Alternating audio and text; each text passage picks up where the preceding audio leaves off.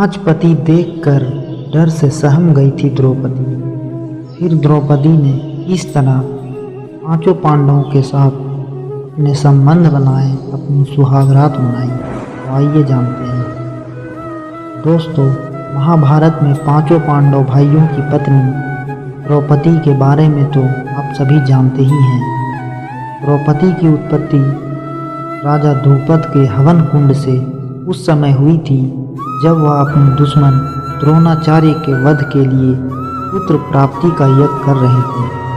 राजा द्रुपद के उसी यज्ञ हवन कुंड की अग्नि से एक पुत्र के साथ द्रौपदी भी प्रकट हुई थी। तो चलिए आज जानते हैं द्रौपदी ने अपने पांचों पतियों के साथ कैसे सुहागरात मनाई।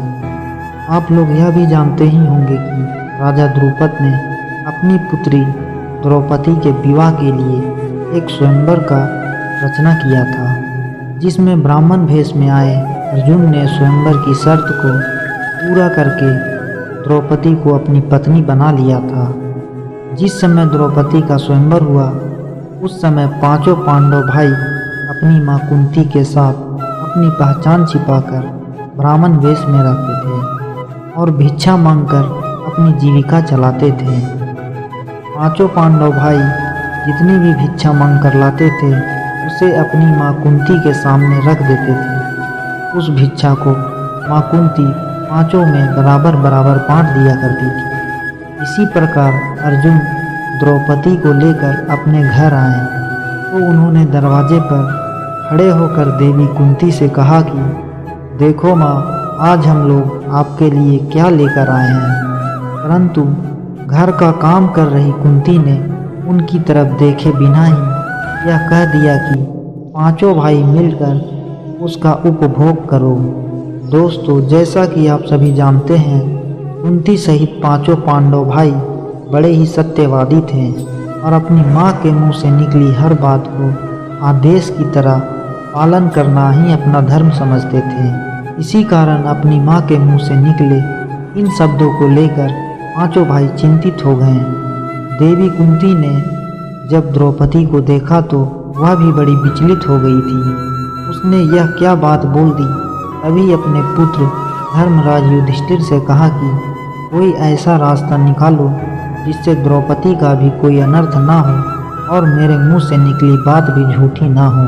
जब किसी से भी इसका कोई रास्ता नहीं निकला तो इस बात से राजा द्रुपद भी बड़े परेशान हो गए और उन्होंने अपनी सभा में बैठे भगवान श्री कृष्ण और महर्षि व्यास जी से कहा कि धर्म के विपरीत किसी स्त्री के पांच पति की बात तो सोची भी नहीं जा सकती है।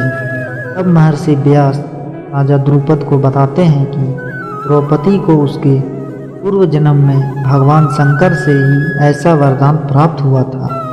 भगवान शिव के उसी वरदान के कारण यह समस्या उत्पन्न हुई है और भगवान शिव की बात अन्यथा कैसे हो सकती है।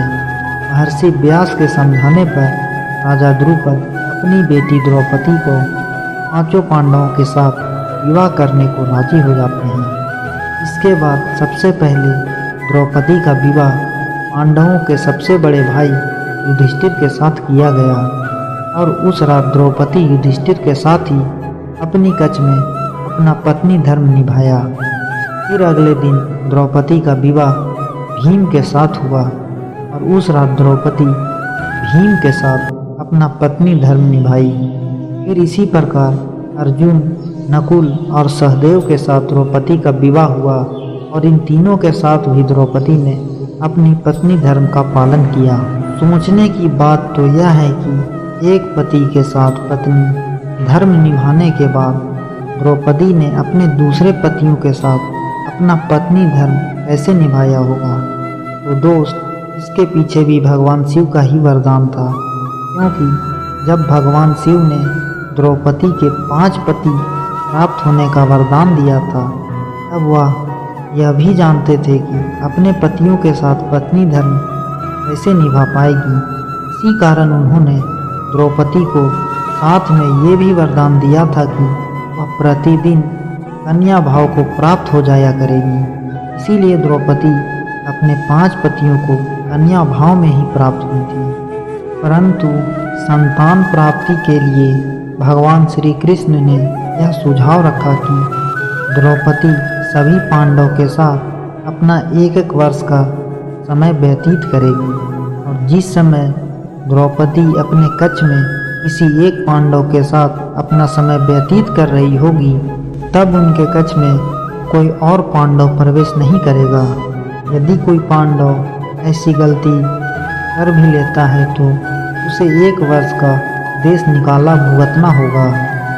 माना जाता है कि द्रौपदी जो 5 पांडवों की पत्नी थी 1 साल के समय अंतराल के लिए हर पांडव के साथ रहती थी। उस समय किसी दूसरे पांडव को द्रौपदी के आवास में घुसने की अनुमति नहीं थी।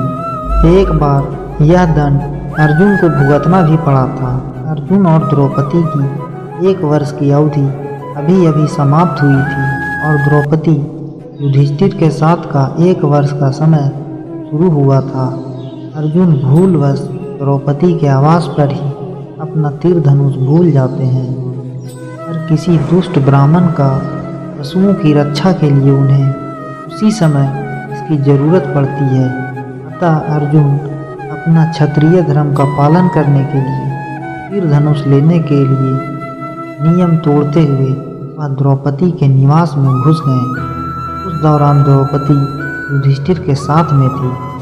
बाद में इसके दंड स्वरूप अर्जुन 1 साल के लिए राज्य से बाहर चले गए।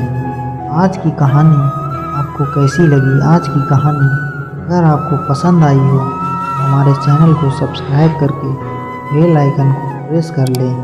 वीडियो को एक लाइक करें, कमेंट में अपना सुझाव दें। आप सभी लोगों का धन्यवाद।